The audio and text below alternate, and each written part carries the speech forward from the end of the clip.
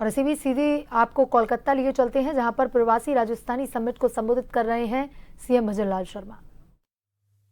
Foundation के इस Kolkata chapter के अध्यक्ष संतोष कुमार राजपुरोहित जी, हमारे प्रमुख सचिव उद्योग और वाणिज्य आलोक गुप्ता जी, अध्यक्ष India Humanity Foundation Shekhar Mehta ji, प्रबंध निदेशक Titagarh Rail System Limited Umesh Chaudhary ji, प्रबंध निदेशक बांगुर समूह श्रीमती अलका बांगुर जी, अध्यक्ष पैटर्न समूह एचपी बुधिया जी, सीआईआई पूर्वी क्षेत्र के अध्यक्ष शाश्वत गोयनका जी, सालासर मंदिर से हमारे प्रकाश पुजारी जी, बबलू पुजारी जी, खाटू श्याम के हमारे प्रताप जी, हमारे लखोटिया जी, नितिन जी और हमारे सभी अधिकारीगण और इस कार्यक्रम में आए मेरे पूजा योग बुजुर्गों, नौजवान दोस्तों और माता और बहनों, सबसे पहले तो मैं इस चैप्टर में आप सभी को आने के लिए बहुत बहुत अभिनंदन करता हूं, स्वागत करता हूं। मित्रों, आज मैं यहां फ्लाइट से लगभग 2-2.25 घंटे में पहुंचा, लेकिन मुझे ऐसा ही नहीं लग रहा कि मैं राजस्थान से बाहर हूं। मुझे अनुभव यह हो रहा है कि मैं अब भी राजस्थान के अंदर हूं, क्योंकि जब मैं देख रहा था ये झुंझुनू, ढूंढलौद, सीकर, चूरू, बीकानेर, जब मैं ये देखता हूं कि पूरा जालौर, पाली, सिरोही, जोधपुर, जब किसी से पूछता हूं तो वो बताते हैं कि साहब हम तो वहां से हैं, तो मेरा मन बिल्कुल प्रसन्न रहता है और मेरे को ऐसा लगता है कि मैं कैलकाटा में नहीं, राजस्थान में हूं और अपने भाइयों के बीच में हूं।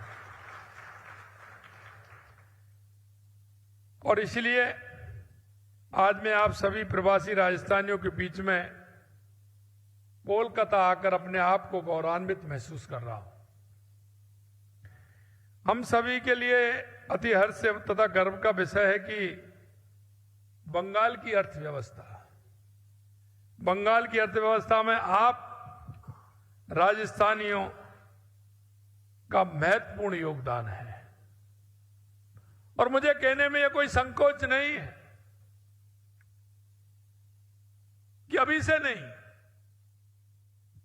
आजादी से पहले से यह राजस्थानियों का बहुत बड़ा इस क्षेत्र के अंदर काम रहा है। और आपने जिस तरह से बंगाल की अर्थव्यवस्था में अपना महत्वपूर्ण योगदान दिया है, निश्चित रूप से ये राजस्थान की आपकी जन्मभूमि आप पर गौरव प्रदान करती है कि आपने अपनी मेहनत से,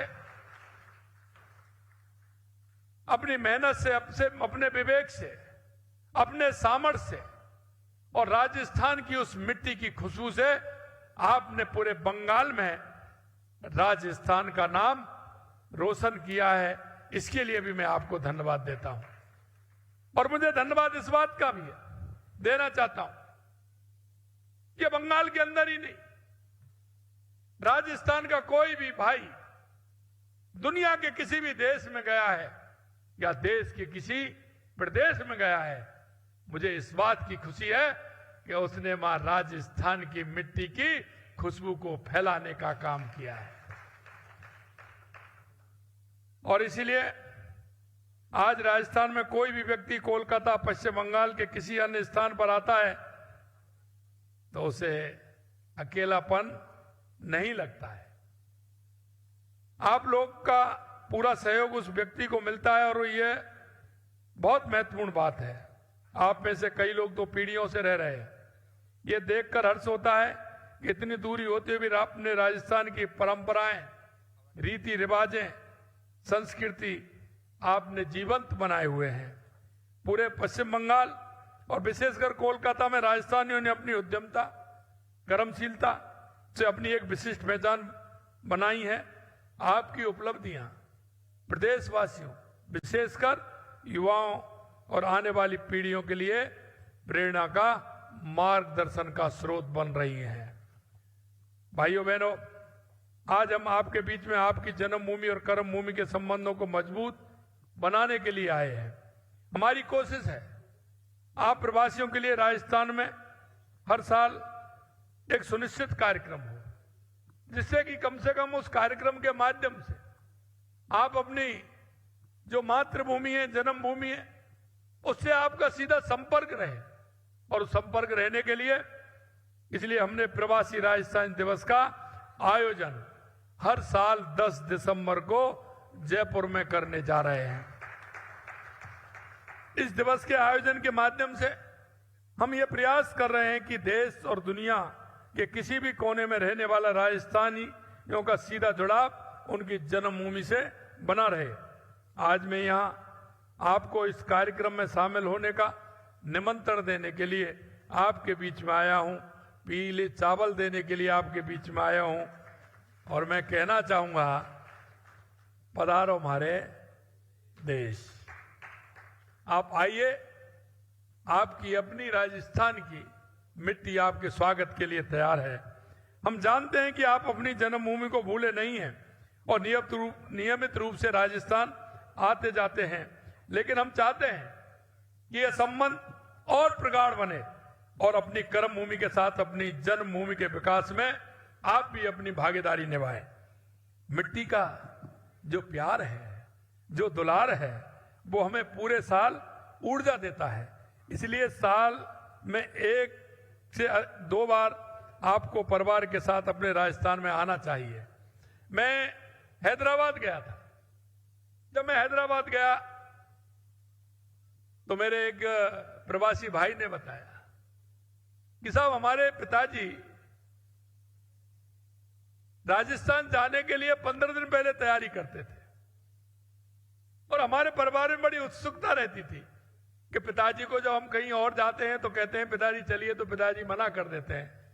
लेकिन राजस्थान जाने के लिए वो इतने तत्पर होते थे कि 15 दिन पहले तैयारी करते थे और वहां जाने से पहले फोन करते थे, मैं आ रहा हूं, मैं आ रहा हूं। किसी भी जहां रिश्तेदारी है, मिलने वाले, उन सबको फोन करते थे और वो इस तरह तैयार होके जाते थे और कह के जाते थे कि मैं 5 दिन में आ रहा हूं, लेकिन वो राजस्थान से 15 दिन में लौट करके आते थे। उन्होंने कहा, हम ये ऐसी क्या बात है? लेकिन जब उन्होंने बताया कि आज हम उस बात को अनुभव कर रहे हैं कि हमारे पिताजी वहां क्यों जाते थे, उनका ऐसा क्या लगाव था कि वो साल भर के लिए पूरी तरह से ऊर्जा लेकर के आते थे और वो आकर के जो काम करते थे, क्योंकि राजस्थान की मिट्टी में उसकी संस्कृति, उसके विचार, अपनापन, जन भावना, जनता की सेवा, सामाजिक सरोकार के कार्य उनके मिट्टी में हैं।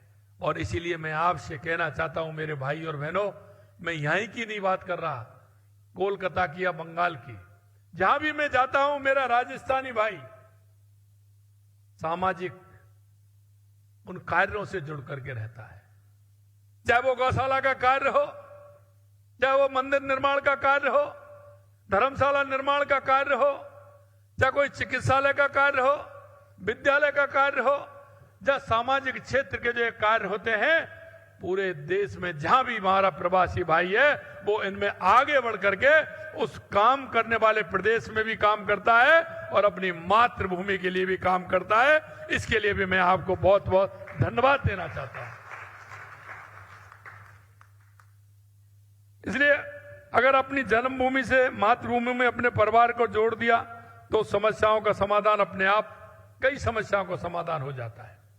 आज आप देख रहे हैं कि प्रवासियों को अपनी मातृभूमि से जोड़कर रखने के लिए आज राजस्थान फाउंडेशन के 26 चैप्टर देश और विदेश में काम कर रहे हैं। आपकी भागीदारी से हम राजस्थान के सामाजिक और आर्थिक क्षेत्र में विकास के नए आयाम स्थापित कर सकते हैं और को विकसित, खुशहाल और देश में अग्रणी राज्य बनाने के संकल्प को साकार कर सकते हैं। आज का यह समारोह एक केवल औपचारिक कार्यक्रम नहीं है, बल्कि यह एक संकल्प और साझेदारी का अवसर भी है। कर्म भूमि के साथ अपनी मातृभूमि से जुड़ने के लिए मैं आप सभी को आमंत्रित करता हूं और आपने जो अनुभव और सफलताओं को अपनी मातृभूमि के राजस्थान के साथ भी साझा कीजिए। राज्य के विकास में अपना सक्रिय भूमिका आप निभाएंगे, ऐसा मुझे विश्वास है। मैं आपको एक छोटा सा उदाहरण देना चाहता हूं, क्योंकि हमें पता है राजस्थान के अंदर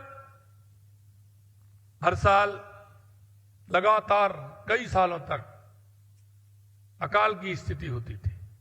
सबसे ज्यादा राजस्थान में आवश्यकता है तो किस बात की है, आपसे पूछना चाहता हूं। तो परेशानी है राजस्थान में, दादा बता रहे हैं क्योंकि उनका अनुभव है। सबसे ज्यादा राजस्थान में पानी की परेशानी थी, लेकिन मेरे भाइयों बहनों मैं कहना चाहता हूं दूसरी बिजली भी है। लेकिन मैं आपसे कहना चाहता हूं, देश के यशस्वी प्रधानमंत्री नरेंद्र मोदी जी के नेतृत्व में हमारे इन 2 सालों में राजस्थान में हर जिले के लिए पानी की व्यवस्था की काम जो हमने किया है वो आप देख सकते हैं। चाहे हमारे राम जल सेतु योजना ERCP के माध्यम से राजस्थान के हमारे 17 जिले हों, चाहे हमारे यमुना समझौता जो हमने किया है उसकी DPR बन के तैयार हो गई है, चाहे हमारा जो शेखावाटी का इलाका, हमारा सीकर, चूरू, झुंझुनू के लिए हमने यमुना समझौता करके उसको भी पानी की व्यवस्था हो रही है।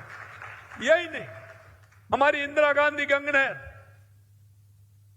जो महाराजा गंगा सिंह जी ने जब वो निकाली थी, गंगा नहर और इंदिरा नहर, राजस्थान नहर के नाम से जानते थे लेकिन उसको इंदिरा गांधी नहर किया है।